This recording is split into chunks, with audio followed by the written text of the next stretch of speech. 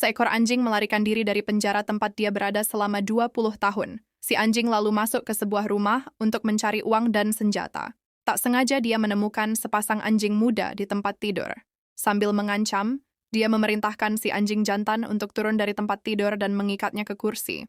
Sementara si anjing betina diikat ke tempat tidur. Si anjing narapidana lalu menindihnya dan mencium leher si anjing betina lalu bangkit dan pergi ke kamar mandi. Saat si anjing narapidana sedang berada di kamar mandi, si anjing jantan berkata kepada si anjing betina, "Dengar sayang, si anjing ini adalah narapidana yang melarikan diri. Lihat pakaiannya. Dia mungkin menghabiskan banyak waktu di penjara dan sudah bertahun-tahun tidak pernah bertemu dengan anjing betina. Aku melihat bagaimana dia mencium lehermu. Jika dia menginginkanmu, jangan melawan, jangan mengeluh. Lakukan apapun yang dia perintahkan. Puaskan dia, tidak peduli betapa dia membuatmu muak. Orang ini mungkin sangat berbahaya. Jika dia marah, dia akan membunuh kita berdua. Yang sabar ya sayang, aku mencintaimu." Lalu si anjing betina menjawab, Dia tidak mencium leherku. Dia berbisik di telingaku. Dia bilang padaku bahwa dia gay dan menganggap kamu ganteng. Dia bertanya padaku, apakah aku punya pelumas? Aku memberitahunya bahwa itu ada di dalam kamar mandi. Yang sabar ya sayang. Jangan melawan dan puaskan dia. Aku juga mencintaimu. Seekor anjing jantan dengan percaya diri masuk ke sebuah toko obat herbal dan meminta obat kuat ke penjaga toko. Dia menjelaskan bahwa dia akan pergi ke rumah pacar anjingnya untuk makan malam. Dia berpikir mungkin dia punya kesempatan. Si penjaga toko anjing pun memberinya obat kuat. Tak lama kemudian, dia kembali dan meminta obat kuat lagi. Karena menurutnya, kakak pacar anjingnya cukup lumayan menarik dan dia berpikir mungkin ada kesempatan. Si anjing penjaga toko pun memberinya obat kuat yang kedua. Si anjing jantan itu kemudian meminta satu obat kuat lagi, karena menurutnya ibu pacarnya masih cantik, dan berpikir mungkin ada kesempatan juga. Saat makan malam, dia duduk di antara pacarnya di sebelah kiri dan kakak pacarnya di sebelah kanan. Sementara ibu pacarnya di hadapannya.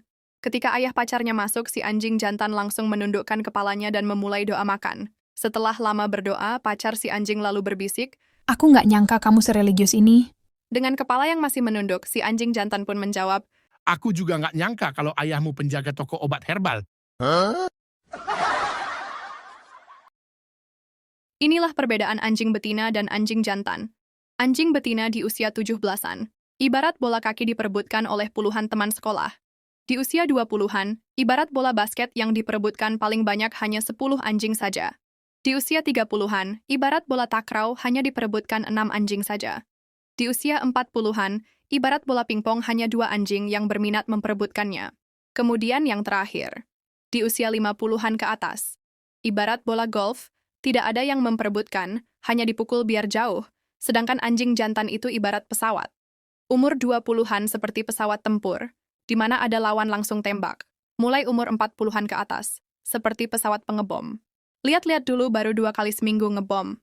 Umur 50-an seperti pesawat pengintai, bisanya mengintai dulu, terus tembaknya 2 kali sebulan. Lalu bagaimana dengan yang sudah tua umur 60-an ke atas? Sudah seperti helikopter, ributnya saja yang seru, tapi nggak nembak-nembak. Suatu hari, seekor anak anjing kecil mengikuti ayahnya ke tempat pelelangan kuda. Si anak anjing mengamati gerak-gerik sang ayah yang memeriksa setiap kuda. Si ayah meraba kaki, bagian belakang, dan dada kuda. Si anak anjing sangat penasaran pun bertanya, Ayah, mengapa ayah melakukan itu pada kuda tersebut? Mendengar pertanyaan polos dari anak anjingnya, si ayah pun menjawab sambil tersenyum. Ketika membeli kuda, kita harus memastikan bahwa mereka sehat dan dalam kondisi baik. Itulah sebabnya ayah meraba semua bagian kuda ini agar tidak salah dalam membeli. Mendengar perkataan si ayah, si anak anjing pun terlihat cemas dan berkata dengan polosnya, Ayah, aku takut ibu akan dibeli oleh anjing tetangga. Suatu hari, seekor anjing diundang ke sebuah pernikahan temannya. Ketika si anjing sudah tiba di lokasi, dia bertemu 2 pintu bertuliskan pintu pertama untuk tamu VIP, pintu kedua untuk tamu biasa. Si anjing pun masuk ke pintu kedua. Setelah berjalan beberapa langkah, dia bertemu dengan 2 pintu lagi. Satu tertulis pintu pertama untuk keluarga laki-laki dan pintu kedua untuk keluarga perempuan. Si anjing langsung masuk ke pintu kedua. Selang beberapa langkah, Dia kembali bertemu pintu lagi. Pintu pertama bertuliskan untuk yang membawa kado, dan pintu kedua untuk yang tidak membawa kado. Si anjing yang tidak membawa kado lalu masuk lewat pintu kedua. Setelah berjalan beberapa langkah, dia bertemu dua pintu lagi. Pintu pertama tertulis untuk yang membawa amplop dan pintu kedua untuk yang tidak membawa amplop. Si anjing yang juga tidak membawa amplop pun masuk ke pintu kedua. Setelah membuka pintu kedua, ternyata si anjing sudah berada di jalan raya. Di sebuah kerajaan anjing, ada seekor raja anjing yang cemburu dengan ratu anjingnya yang cantik. Si ratu anjing ini sangat suka bermain berondong. Kemudian si raja anjing memasang sebuah jebakan pada kemaluan si ratu. Siapapun yang mendekatinya, maka anunya akan terpotong. Raja anjing juga memberi pesan kepada Perdana Menterinya untuk selalu menjaga ratu karena dia akan pergi berburu. Singkat cerita, beberapa minggu kemudian, setelah pulang dari berburu, raja memeriksa semua prajuritnya. Si raja anjing lalu berteriak, "Semua prajurit berbaris di depanku. Letakkan celana kalian di bawah." Secara serentak mereka pun langsung melakukan seperti perintah raja. Setelah memeriksa dari ujung ke ujung, ternyata semua anu prajuritnya telah terpotong. Kecuali si Perdana Menteri yang tadi diperintahkan untuk menjaga ratu. Raja anjing lalu berkata, Kalian semua akan dijatuhi hukuman penjara dan dicambuk 100 kali. Karena sudah bermain dengan ratu. Kecuali Perdana Menteri. Karena kesetiaannya, aku akan memberinya 10 hektar tanah kerajaan, 1000 kuda terbaik, dan 100 peti emas. Si Perdana Menteri yang mendengar hal itu pun langsung sujud dan berkata, Terima kasih Raja. Mendengar ada yang aneh dengan ucapan si Perdana Menteri, Raja pun bertanya, Ada apa dengan suaramu, wahai Perdana Menteri? Mengapa kamu tiba-tiba cadel? Si Perdana Menteri lalu mengeluarkan lidahnya dan ternyata lidahnya sudah terpotong. Suatu hari, seekor anjing betina sangat kesal karena suaminya selalu pulang terlambat.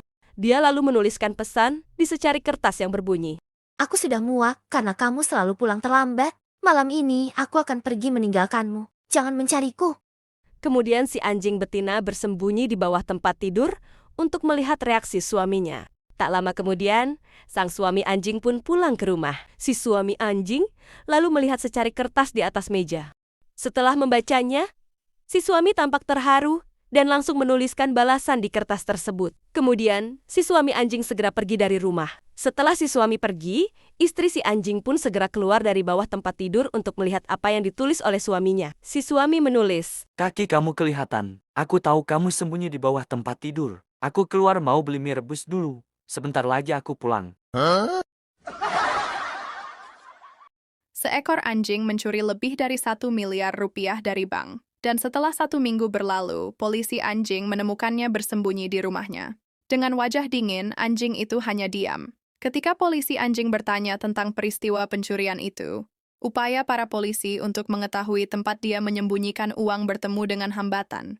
Karena anjing itu tetap bungkam, memicu kekesalan petugas. Setelah dibawa ke kantor polisi dan sidik jarinya diambil, rupanya anjing itu tuli dan bisu. Penerjemah bahasa isyarat anjing terbaik dipanggil untuk menerjemahkan pertanyaan-pertanyaan dari petugas. Dengan menggunakan bahasa isyarat, petugas anjing menanyakan aksi tersangka pada saat pencurian tersebut.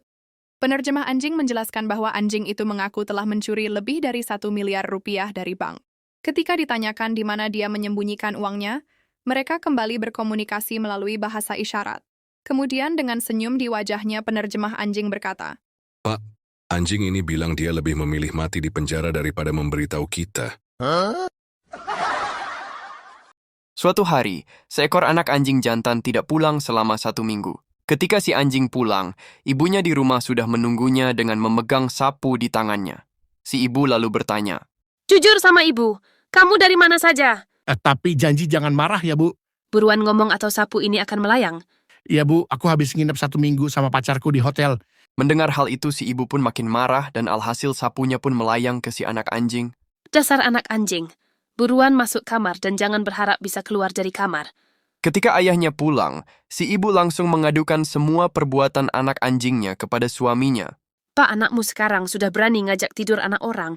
Biarkan saja Bu, namanya juga anak remaja. Tak lama kemudian sapunya melayang untuk yang kedua kalinya. Kemudian ayahnya langsung menemui si anak anjing di kamarnya.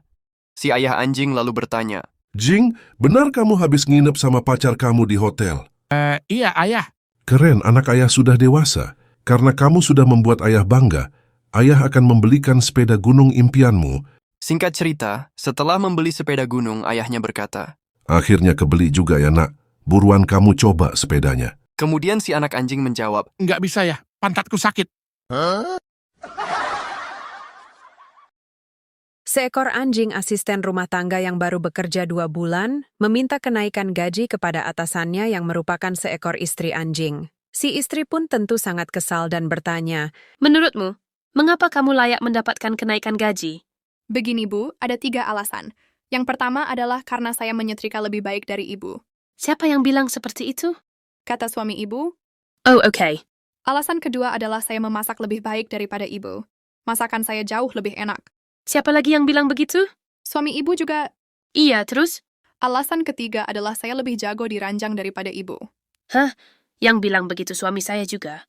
Bukan, Bu, sopirnya Ibu yang bilang begitu.